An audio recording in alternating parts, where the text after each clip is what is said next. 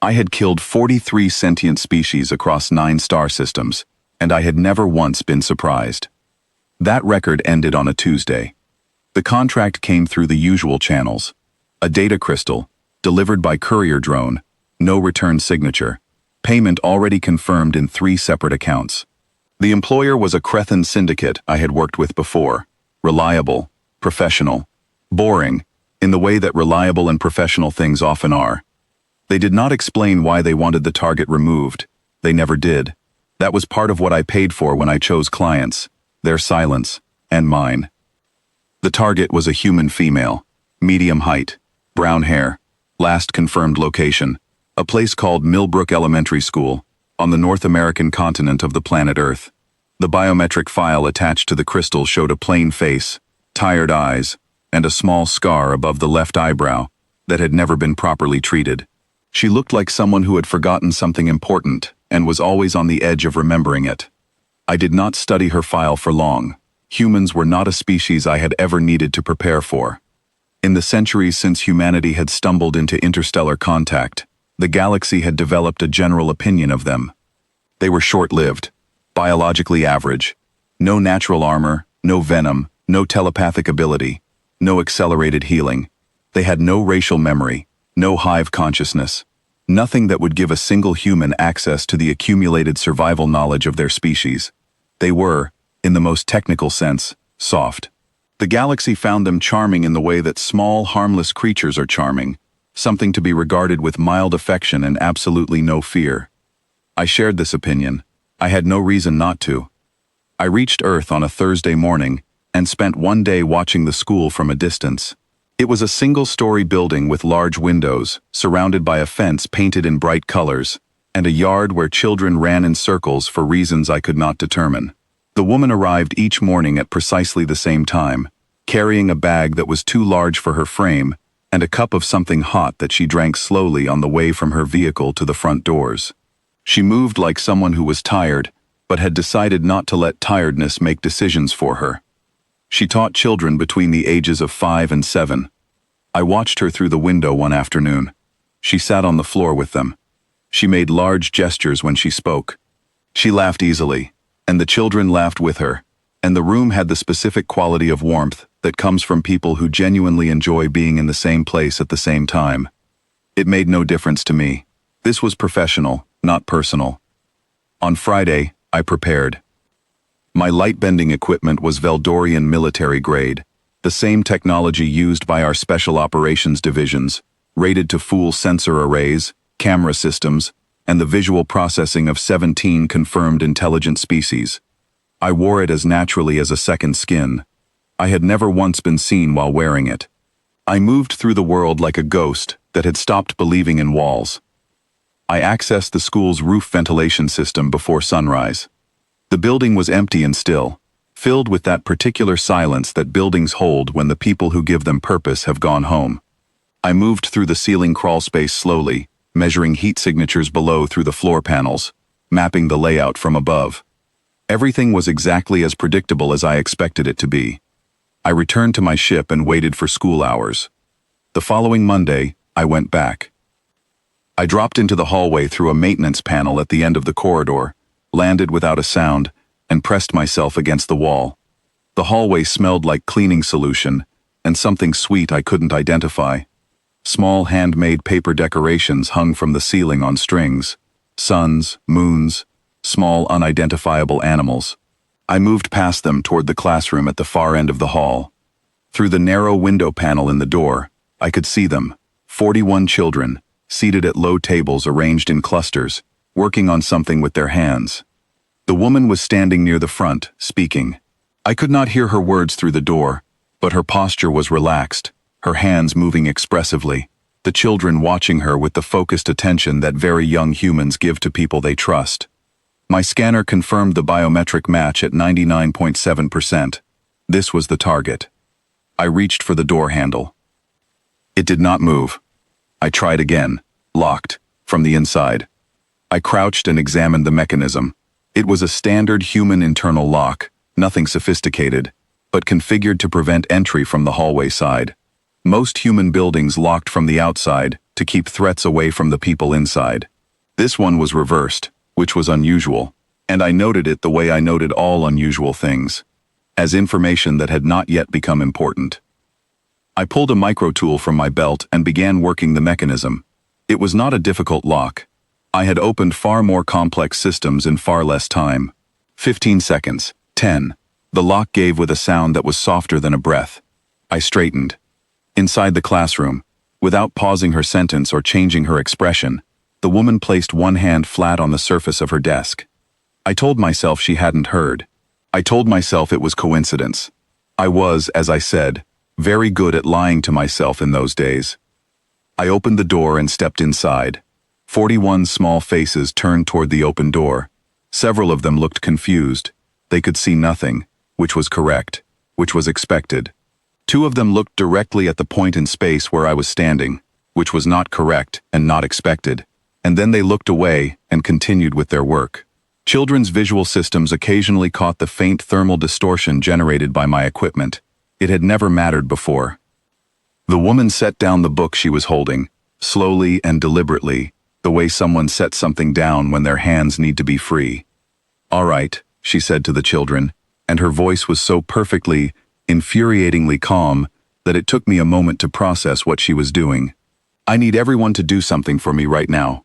Can everyone move to our reading corner? All the way in the back, like we practiced. Nice and quiet. Like we practiced. Not like we practiced in case of emergency. Not like we do in drills. Like we practiced, past tense, matter of fact, as though this were simply the next item on the morning's agenda." 41 children stood up from their tables without complaint, without confusion, and walked in an orderly line to the back corner of the room, where they sat in a circle on a large woven mat and looked at her, waiting. The cold feeling started somewhere near the base of my skull. I was already crossing the room toward her. My fastest method was in my right primary hand. This would take 4 seconds. I had never needed more than 4 seconds. She stood up from behind her desk and turned to face the exact point in the room where I was standing. Not the door, not the general direction of the disturbance, the exact point, the precise coordinates of my position in that room. "I'm going to ask you," she said, and her voice had dropped to something quieter now, something that no longer carried the warm texture of a classroom, but instead had a flat, clean quality, like a surface with nothing on it. "To please leave the way you came. I'd rather this didn't happen here." 43 kills, 17 species that could not see me. Not one of them had ever spoken to me before I chose to be seen. I have thought about this moment many times since. I have tried to find the version of it where I made a different choice. There isn't one. When you have been the most dangerous thing in every room you have ever entered, your response to being spoken to by prey is not retreat. Your response is to prove, again, what you already know. I moved toward her. What happened next took 31 seconds. I know this because the security recording was later presented as evidence, and the duration was confirmed by the court. From my own memory, I can offer only fragments. She was not where I reached for her. She had moved before I arrived.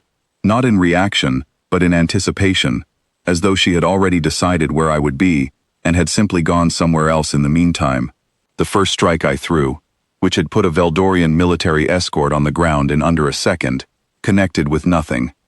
Her elbow found the central point of my thorax, with a precision that suggested she had studied exactly where to put it. The impact destroyed my light-bending emitter. I became visible in the middle of a classroom on a Monday morning, and from the reading corner in the back, I heard a small voice say, very quietly, "Whoa." I had 4 more limbs than her. I had decades of training, and 60 kilograms of physical advantage. I had the absolute conviction of someone who has never lost. None of it was enough. She fought with the particular quality of someone who has been in enough real danger that all the unnecessary parts of fighting have been removed. There was no wasted movement, no hesitation, no adjustment period. Every time I created an opening, she had already closed it. Every time I had momentum, she had already changed the angle. She used my size against me in ways that suggested she had thought about this problem, not this specific fight, but this category of problem, this type of larger and stronger opponent, for a very long time. 31 seconds after I lunged, I was on the floor. Her knee was placed at exactly the right point on my breathing node to make moving inadvisable. Two of my limbs were pinned in a configuration that sent a white line of pain from my wrists to my shoulder clusters. Her other hand held my own extraction blade, which she had removed from my belt at some point during the previous 31 seconds without my awareness. She was not breathing hard. I was. She looked at me with brown eyes that were up close, not tired at all. Alert was the word, the kind of alert that does not announce itself because it has nothing to prove. "My name is Dana Reyes," she said, and she sounded like a teacher again, like someone who was about to explain something to a student who had made an understandable mistake. I taught English as a second language for 2 years, and before that, I spent 11 years as a sergeant first class in a special operations unit that I'm not going to name for you. I've been teaching first grade for 6 years, and I genuinely love it. She tilted her head slightly. "Who sent you?" I told her. I want to be clear that this was not weakness.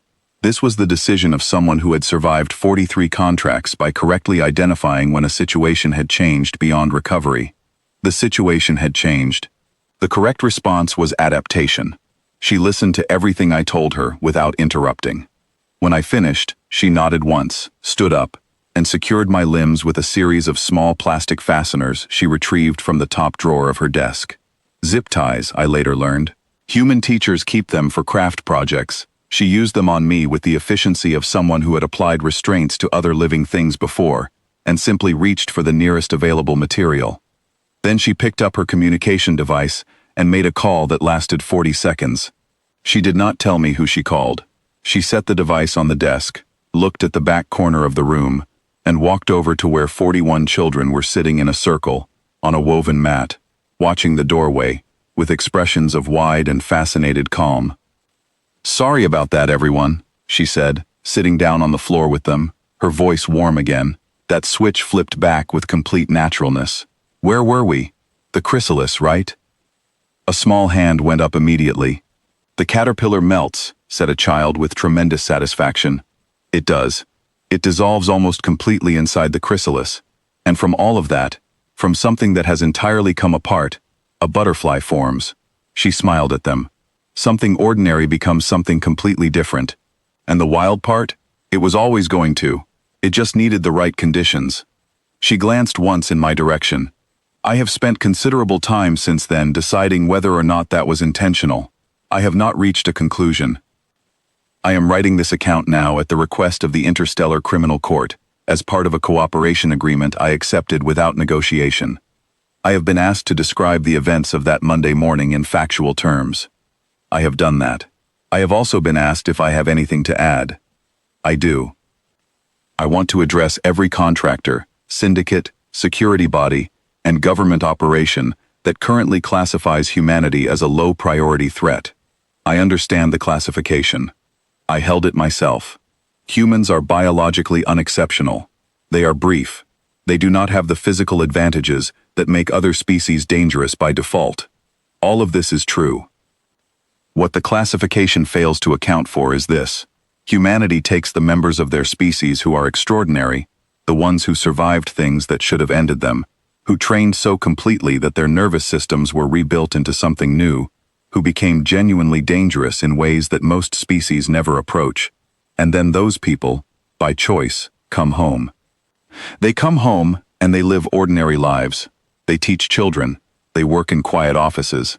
They carry bags that are too large for their frames and drink hot things slowly on the way to buildings painted in bright colors. They choose the ordinary life because they fought long enough and hard enough for it that they fell completely in love with it. And when something comes through a locked door into a room full of children, you do not find a retired soldier looking for a reason to be dangerous again. You find someone who had already placed their hand flat on the desk. You find someone who had already started to move. You find someone who neutralized an armed Veldorian special operations assassin in 31 seconds and then sat down on the floor to finish a lesson about butterflies because the children were waiting and the day was not over and there was still so much left to teach. I had killed 43 sentient species. Dana Reyes taught first grade. I was not the most dangerous thing in that room. I was not even close.